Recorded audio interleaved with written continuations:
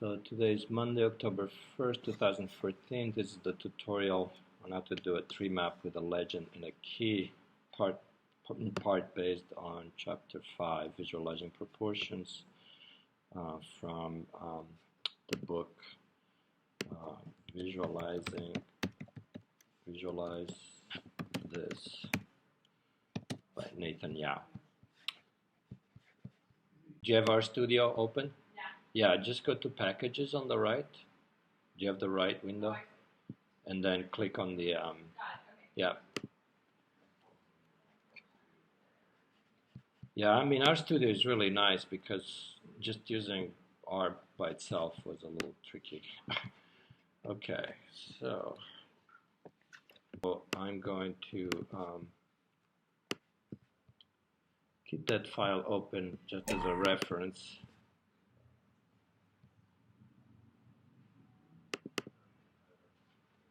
And I'm just going to go over it briefly, okay, just as a kind of a summary of what we're going to do, okay?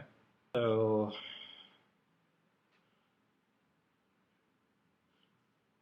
so once again, a tree map is a kind of pie chart in which, rather than having slices, so rather than being based on angular, it's still an area chart, so you're comparing areas, but another key thing in a pie is the angle, right? That of each particular slice. The trouble with pies is that once you have too many slices and once some of the slices get too small, they're really hard to compare. So a tree map has this advantage that you can have fairly small pieces within it. Oops, sorry, to get better at the zooming in here. And it allows you to put little bits and still kind of be quite visual. Also, the nice thing is that you can have nested, if you like, pies. So in a regular pie, it would be really hard to then subdivide a big slice into much smaller slices. I mean, it's possible, but it's not as visually clear. So in a tree map, what you have is like nested sets. So in this case, you have cars on the right side here. They're separated by this big white line, which I did in Illustrator later on, or rather, the authors here probably did the same. And on the left, you have trucks, okay? And there's all kinds of ways that you can slice it and dice it. There's different algorithms that might do all horizontal slices, might try to do all squares, which would be actually quite hard. Or in general, more generally, it's like a rectangle. So you're dividing it up into simple rectangles. They try to be fairly random and nicely arranged and not like all going in the same direction. We're going to do also the key and the legend for this color shift. So if we look at the set, the way the data is organized is actually quite straightforward. So you have an ID which may or may not be useful. You have a model name for each box. A percentage change in this case, again, is the change from one year to the next, minus or plus, and how many are sold. And then the category, you see, most of these are trucks and some of them are cars. So this will be one big box and then the trucks will be the other smaller box. So if you had even yet another, if you wanted to do more nests, you would do it by specifying categories on another possibly column. And then we talked about the unit sold is a monodimensional piece of data. It's just a number, right?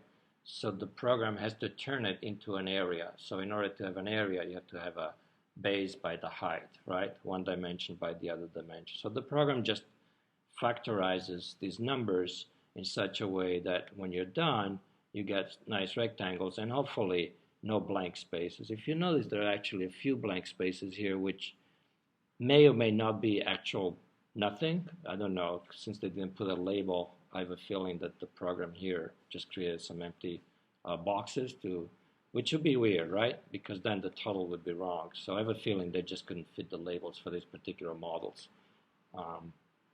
And this is actually kind of a default version that we'll produce in our were the colors, and you can see that the color shift is not very, it's not what we want, right? Because here it's starting at 0, and because the average for the year, that year was minus 2.5, the author of the graph, which happens to be Amanda Cox, one of their best designers, decided that that would be the shift to show who was doing better than the average for that year, not just whether it was more or less from the year before, because everybody was doing worse, right? So the whole graph would have been red.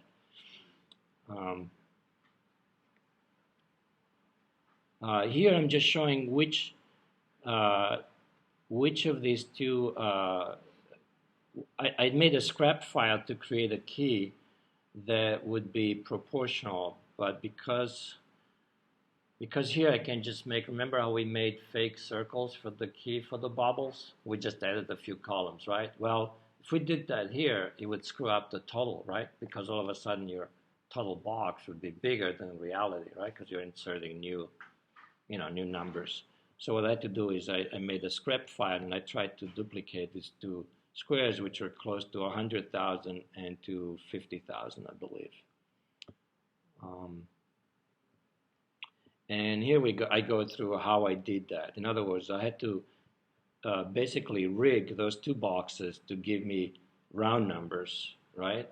And but then I had to change some other numbers to make the total stay the same as it was before. So sounds a little complicated, but essentially I wanted some, like, as if some car had sold exactly 100,000 cars for that year, right? Which is impossible. In another model, it sold like exactly 50,000. But if that were the case, then the other cars, the value has to change to give me the exact original total number. Anyway, this shows again what this is from the New York Times, and which I should mention for the purpose of the video, that this graph was from 2007, right before the car industry pretty much imploded and the government bailed it out, and everybody was doing not so great, but especially truck sales were way down. So we're going to replicate this key and color ramp or color legend. Here I'm just highlighting again what I did for those particular boxes, which I then was going to use as my key. And then you have the code that does a simple tree map without the fancy key and the fancy color. And again, here are the steps. So basically these are my two. This one didn't come out very good, right? That doesn't fit so well. But if I have 100,000, it's easy to do 25,000 because that's just a quarter of that bigger box, right? So don't make a key where this will say, 125,352 cars. That's not the idea, right? You have to make a round number. Otherwise, it's going to start thinking, gee, which one is close to that key, right? And then this was the simple, kind of out-of-the-box color ramp, as Art calls it, or as ArcGIS called it. And but then we're going to change that. So the code to figure out like how to customize those color breaks was actually done by two Gabriels, one Gabriel and one Gabriela. Gabriela is from Brazil and Gabriel is from the United States. They were my TAs a couple of years ago. And this is pretty much out of the box. Now notice that the separations between the two sets, it's not so great, right? I mean, here's the break. The only hint that this is the break for these two rectangles is that fact that this label right here for the category is like in the middle of those rectangles. But otherwise, this is hard to read, right? So that's where we fix it in Illustrator.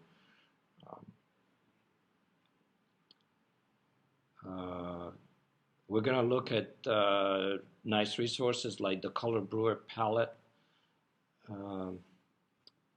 And this was the final version in Illustrator. Pretty much, identical to the one, in the New York Times. I think the boxes are going to look different because, again, who knows what algorithm and what program they used. And then at the end, you have both the simple code with the comments, and you have the the more elaborate code with the custom colors. So let's see. I think all you need is really the code. Should be this one. Yeah. Okay.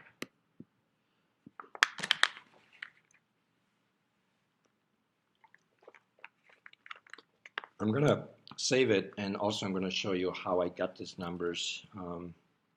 Save as desktop. Any questions, guys? Sorry, it takes a long time to go through this stuff, but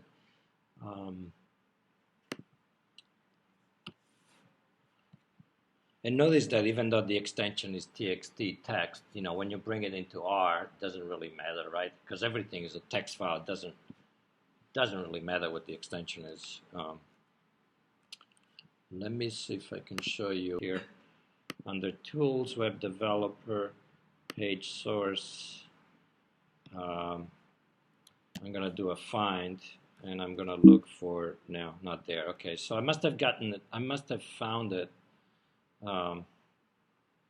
in some other link. I think I followed some of these links to maybe where the data set was. Oops. So I think what I'm going to do is also just copy the entire code. That is good stuff, so that we have it. Again, don't cut and paste the whole thing. Well, the PDF is still kind of the best place, so I'm going to try to cut and paste from the PDF and see if that works. Have you downloaded the data? It will show up something like this, and you can just do save page as. Does it work? Yeah, you can also, when you are in R, you can say, import dataset from URL. That's another. Okay. Let's get started. Very long introduction. Let's see. I'll do it again. So again, import dataset, text file. Car sales, open. Okay.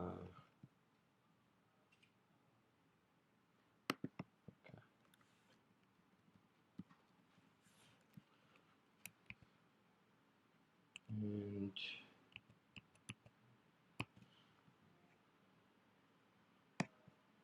I'll start with the basic code, okay? So I'm just going to cut. You can also cut and paste.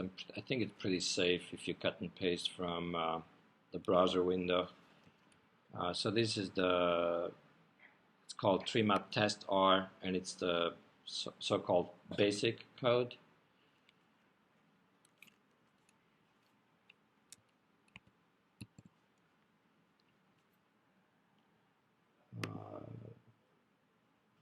New R script.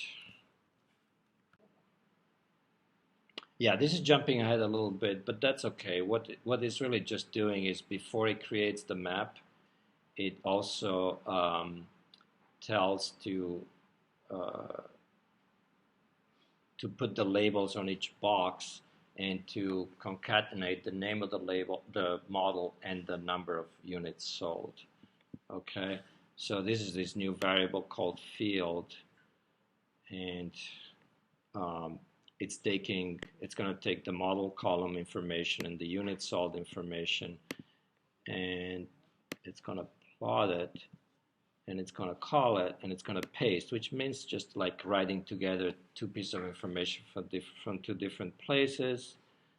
So it's going to take the car sales. Let's see. Yeah, it's going to take these two, and in between them, it's going to put a separator, which is in this case just a dash and a space. So this separator here is just saying, okay, between these two piece of information, put a space, a dash, and another space. So I'm going to just try to run that. And I apologize, this is running into something that should be after, but now we'll try to run that, if it works. Okay, that's just creating the variable.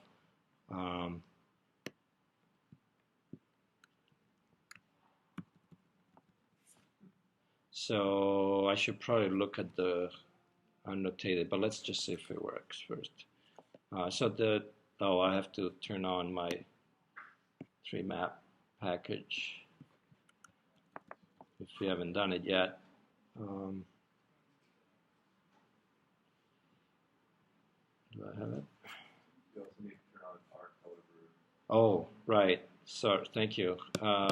Which I have neither one of those, so I have to install them. Yeah. So that downloads together with 3map, right?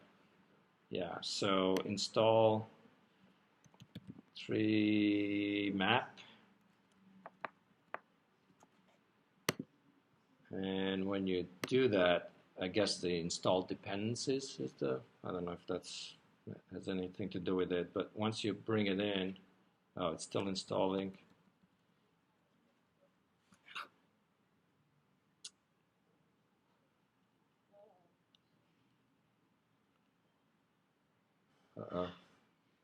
Is it doing it?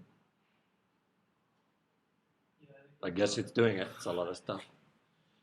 Yeah. Okay. Great. Wonderful. So, yeah, make sure you turn on 3map, and then the other one is called R Color Brewer, okay, which is kind of another custom little thing that creates the colors, or rather it has a preset color ramps, color scales. So make sure those are turned on. Now we'll try to run this. Yeah, wow, great. It works. So let's quickly see. So again, in R, it's not, it's not pretty, right? I mean, this separation between the two categories of trucks and cars is not very obvious.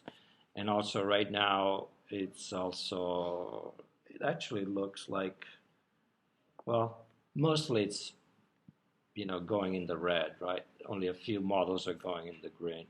And if you look at the key, or the legend rather, you can see that the split point is at 0. Now, here's the thing that I can't get over, and I think it's wrong.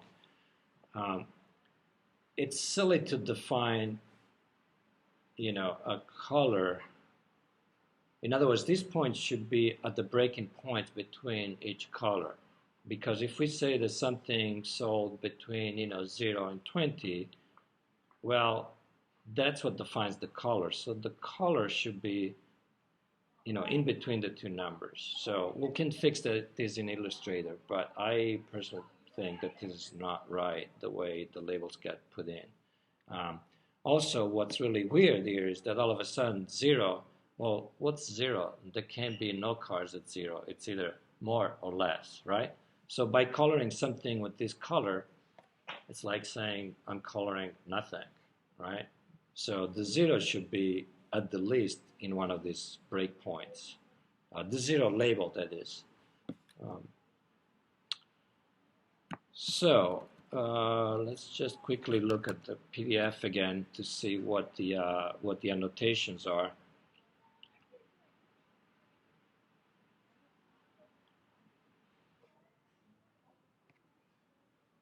Yeah, this is without creating the very fancy, not the fancy, but like custom colors. I'm just going to copy and paste this into, let's paste it in R, because I'm just trying to differentiate between, yeah.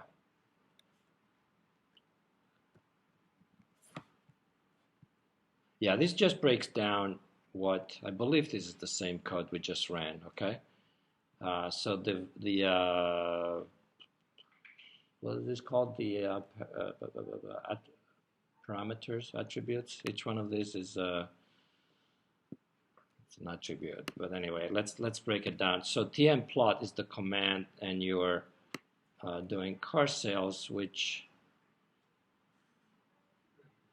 how did it? Yeah, car sales is the name of the files, right? So it drops the extension. So the first two lines create the new variable that combines the model name and the unit sold for each model in one single column. In this line here, where you want to say what you want to put between the two pieces of information, you could put anything, and you can even put basic HTML code or code that will create, like, for example, a break. So in this case, we're just going to put a dash. So if you look at the graph here, this is what that variable is doing, right? It's taking this information from one column, this information from another column, and in between them, it's putting in this little piece of information, which is the dash. We could say, we could have said hello world, smile, and it would have written that, right? Because it's a string, because it's between the quotation marks, you can use any character, I believe.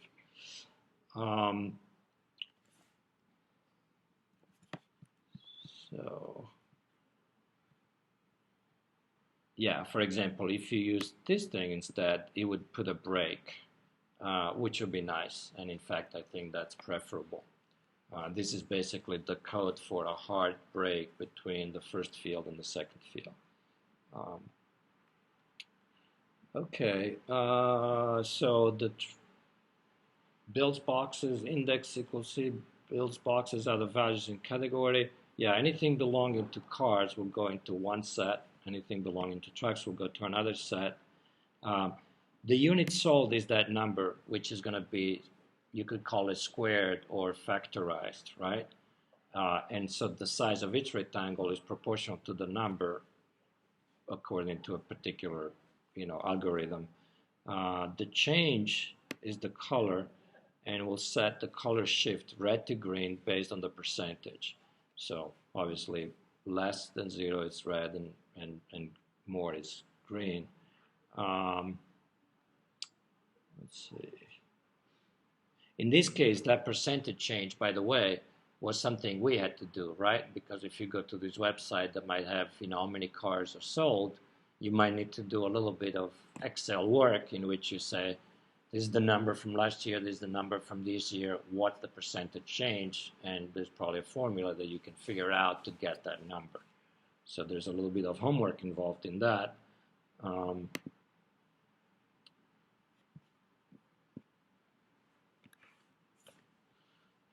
Okay, let's see. The value is the numerical value in the change, the percentage change. The range is how far you want that basically to go, and this gives you the scale.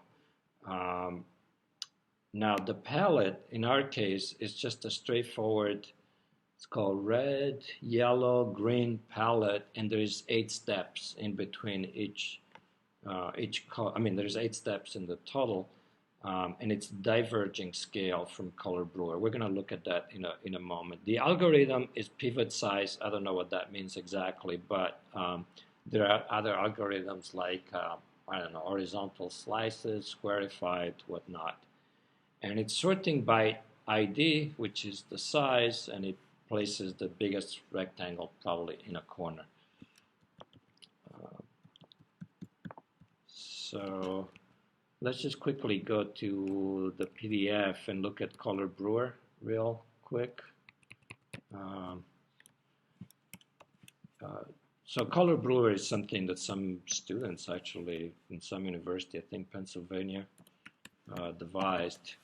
And it's pretty nice because you even have like, it was created for maps, and you can pick these sets, and you can even do like colorblind type of sets, for people here, colorblind safe, printer friendly, etc., etc. So people have used these guys, and Mike Bostock did a nice thing where he also posted hexadecimal notation. Let's see, what is it? And also JavaScript. Let me find it here. Maybe I should just do a find. I always forget one can do that. there. Um,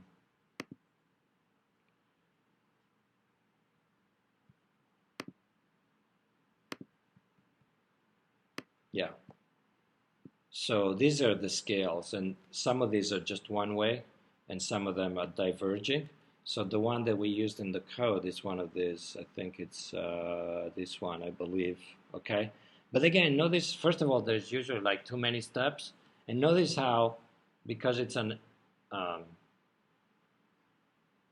well, this could be this. I mean, it doesn't have to be not 13. I think there's like 13 or 11 here.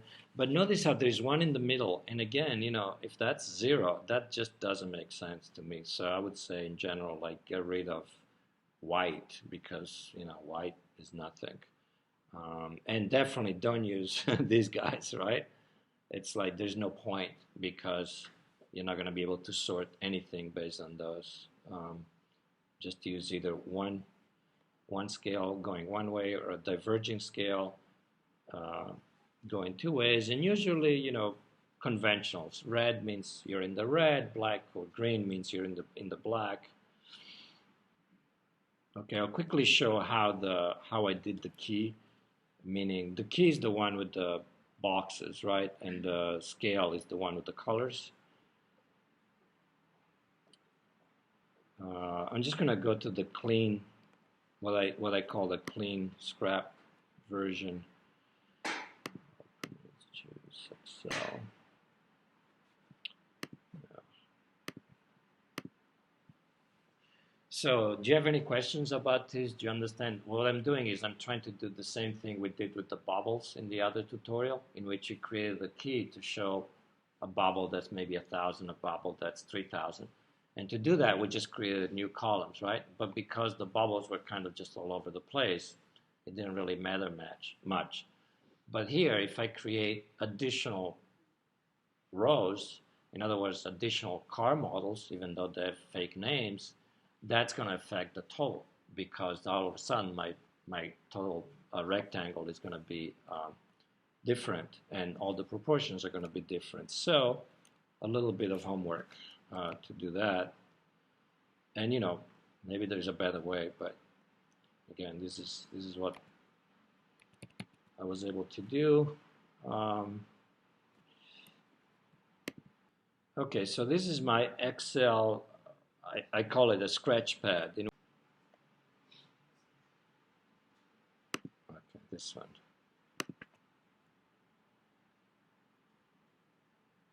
And you really should have a key, right? I mean, because otherwise it's hard to just look at it.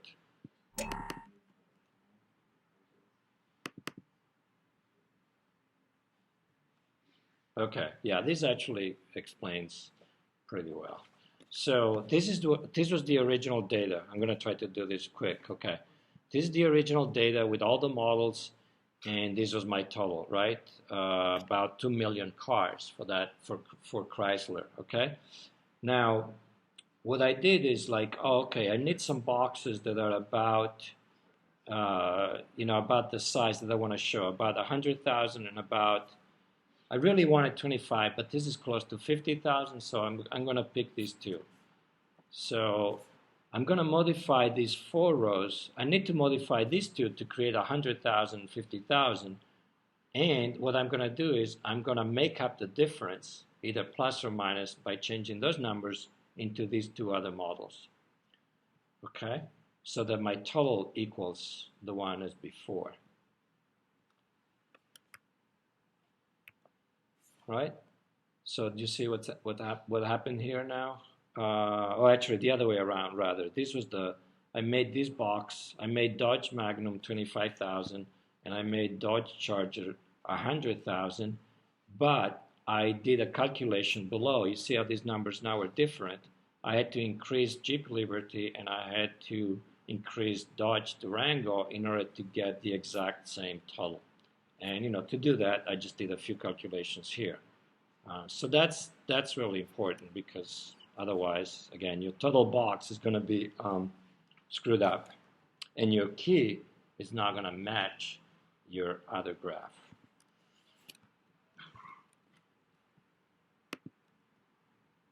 And so if you look at the new data set, again, this is just to generate the key, you'll see that these numbers are different from the original. Okay. Okay, so this is the new code to create that key. Let's see if it works. I'm just going to copy. It's all, again, it's in the PDF, the link, and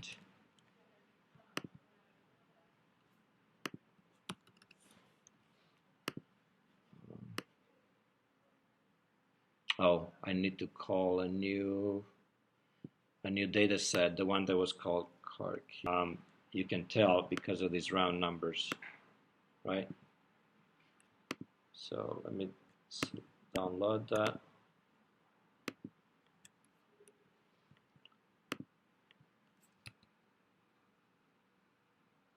And now in R, we're going to import that.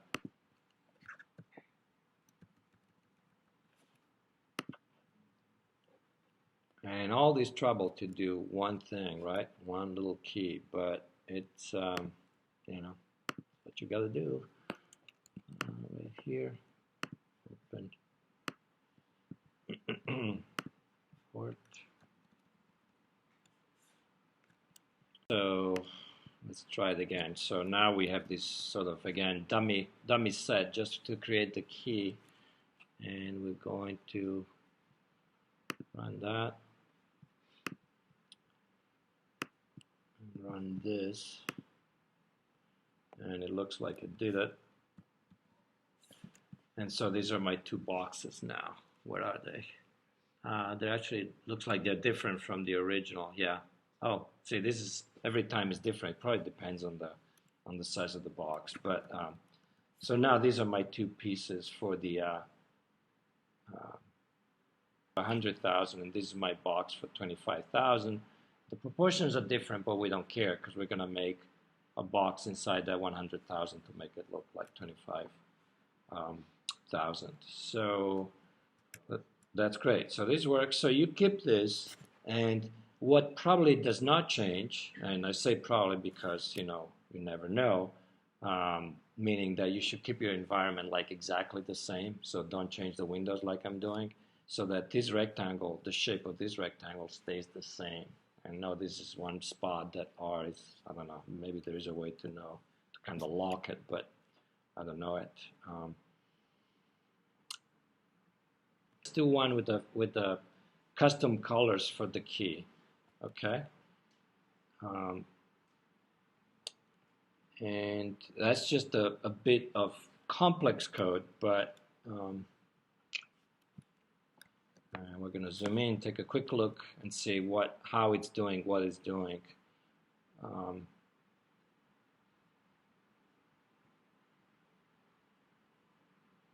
Okay, the usual things we did before. Now the separator is going to be slightly different. We're going to put a return instead of a dash, so it's going to make it into two lines. And here's how, you know, again, I don't know exactly. This was my TA, who knew R very well.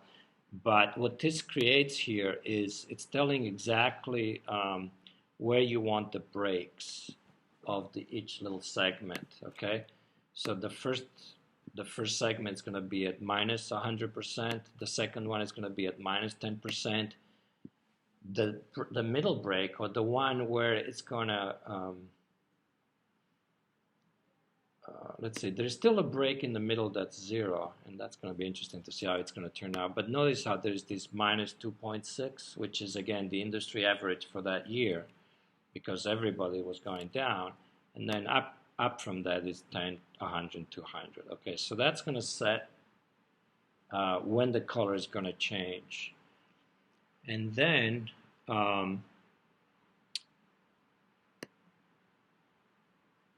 where before we had this thing, okay, where before the colors were defined with the kind of ready-made scale, here it's calling up this variable called bucket, right? And then the type is categorical because it's based on that new bucket. Normally this would have been the value, right? The range is from minus 20 to 200, which seems a little strange since we have minus 100 here, but maybe it doesn't matter. And then the palette, and here's where you can make your custom colors, right? So these are hexadecimal values for, greens and reds, and you can type them in within quotation marks, and so it's going to assign each one of these to each one of these break.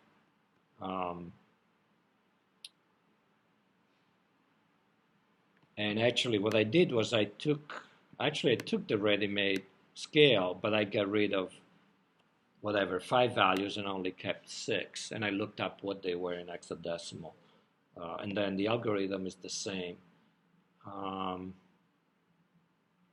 Let's see, if you run it and the legend only displays 5 swatches instead of 6, it's because there's no data between 100 and 200. Note that the text of the labels does not match the colors because it's ordering them alphabetically, but color order is correct. Okay, a few little tricks here. Fix it in Illustrator, make the legend horizontal, connected rectangles, not squares. Yeah, just clean it up in general, and you can double check in Photoshop the values, but it should work. So let's try to run that. Hopefully it should run because the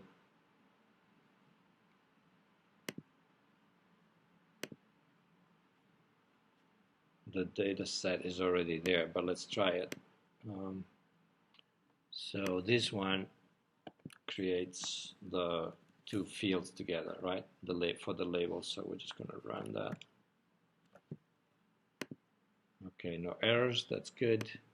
Oh, actually, I forgot about this. We didn't know how to do this like scale, how to replicate the scale in the assignment. So I was telling the TA, oh, why don't you just like email Amanda Cox? Maybe she will be nice and she'll actually like let us know how she did it. And I sent to my TA without realizing I actually like was copying her because I was looking up her email. So I ended up asking her directly, and she like responded within like, I don't know, 6 hours. She just like sent the answer, said, oh, try this method. And that was really, really nice. So there you go. Sometimes all you have to do is just ask the author. Yeah, that guy that did D3, by the way, if you ever start doing D3, he's amazing. He answers like every question. He's like this kind of superstar. But so anyway, we got no errors, so that's good. So now we're going to create this other thing, which is the separations. Hopefully no errors. That's good. Again, it's all in memory, right? Nothing is happening. And now, if we're lucky, we're going to run the entire... again, this is the breaks, and this is the whole plot. We're going to run that. Yay! That's it.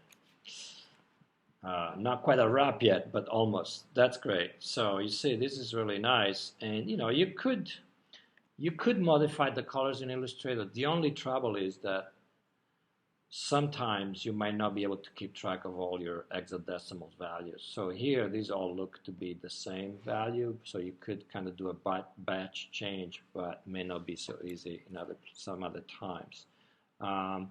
Anyway, this is it, and again, this the labels here, the scale is correct, but the well, actually, this looks to be correct too. So I'm not sure. Maybe it happened only in a few cases that the text was being sorted. So we're going to fix this in Illustrator. We're going to make this line really clean, and we're going to do a lot of other things to make this beautiful. But now this is good, and we also have a key where our box for 100,000 is going to be very, very close. So let me just go back to the PDF. We'll look at the final version in Illustrator, and we'll call this done. So yeah, so I mean, again, I just replicated it. I put white lines between the different boxes, which I think is much nicer. I put a big, thick line, which sometimes will affect your boxes, but it's so minor that I don't think it's that important. Notice how the label for truck and cars, instead of being in the middle of the boxes, actually appear at the junction, right? saying, okay, here's the separating point. These are cars, these are trucks.